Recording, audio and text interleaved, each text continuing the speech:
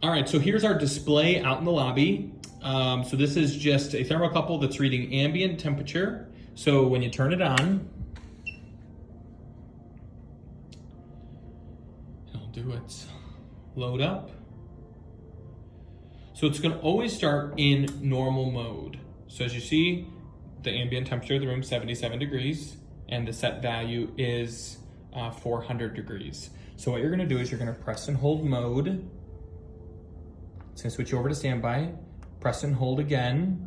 It's gonna put you in manual. You're gonna hit set. So this is your set temperature value. So as you see, it's 9 degrees. So you can raise this now up to your temperature, desired temperature setting. So let's do 250 degrees. Okay, we're gonna hit set. Now, what you're gonna see here is this is your set value of percentages in manual mode. Now, the question of does the thermocouple still work? It does, because we're still getting a thermocouple reading. But then now you can adjust it to whatever percentage you want.